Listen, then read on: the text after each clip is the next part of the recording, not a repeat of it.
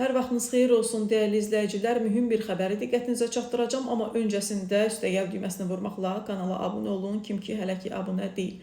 Dəyərli izləyicilər, Milli Məclisin deputatı Qüdrət Həsənquliyev elə bir fikir səsləndirib ki, artıq onun sosial şəbəkələrdə də müzakirəsinə başlanıb. Qüdrət Həsənquliyev deyib ki, Məkkədəki Kəbənin eynisini Naxçıvanda tikə bilərik.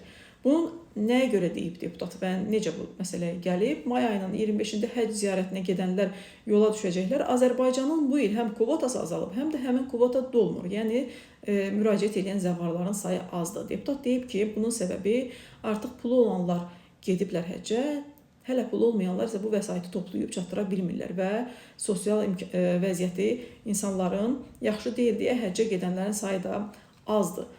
O həmçinin qeyd edib ki, maarifçilik işinə üstünlük vermək lazımdır, bir dini maarifləndirmə aparmaq lazımdır ki, təkrar həcc ziyarətinə getməkdənsə həmin dindarlar xeyriyyəçilik etsinlər və tələbə oxutursunlar, imkansız xəstələrin müalicəsinə yardım etsinlər və s. Eyni zamanda da ölkədə yerli ziyarətgahları inkişaf etdirək və insanlar bu ziyarətgahlara da üz tutsunlar. Bu həm dini turizmi inkişaf etdirər, həm həmin bölgələrdə bir qədər iqtisadiyyatı canlandırar, eyni zamanda da yeni iş yerləri insanların sosial rifahının yaxşılaşmasına gətirib çıxara bilər.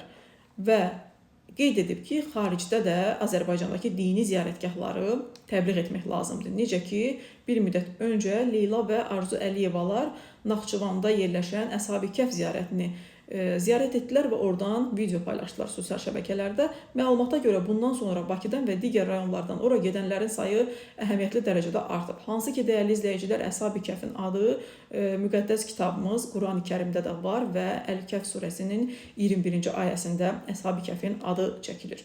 Və qeyd olunur ki, dəyərli izləyicilər, deputat deyir ki, Əshab-ı Kəhfdə Məkkədəki Kəbənin, hansı ki, İslamın ən mühüm məscididir, onun eynisini tikə bilərik və Səudiyyə Ərəbistanı ki, hər il Kəbənin örtüyünü dəyişir, köhnə örtüyü hansısa müsəlman ölkəsinə bağışlayır.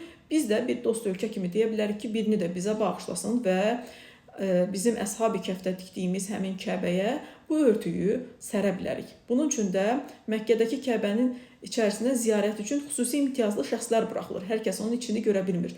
Amma bizim tikdiyimiz Kəbənin içinə hər kəs buraxılar, həm xaricdən gələrlər, həm yerli müsəlmanlar ziyarət edərlər və bunu müsəlman dünyasında da tanıda bilərik. Eyni zamanda da Əshab-ı Kəhfi də bunun vasitəsilə dünyada tanıda bilərik. Hansı ki, Qurani-Kərimdə adı çəkilən bir müqəddəs məkandır.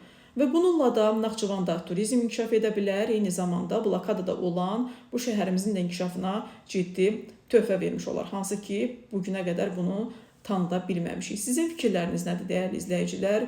Allah evinin eynisinin Naxçıvanda da tikilməsi ideyası. Hansı ki, bugünə qədər 14 əsr ərzində İslam dünyasında Kəbəyə oxşar hansısa bir məscidin tikilməsi ideyası olmayıb. Bu fikrə münasibətinizi istərdim. Siz də bildirəsiniz. Mən neytral olaraq xəbəri təqdim etdim. Söz isə sizindir. Müzakirəyə açıq bir məsələdir. Buyurun, fikirlərinizi yazın.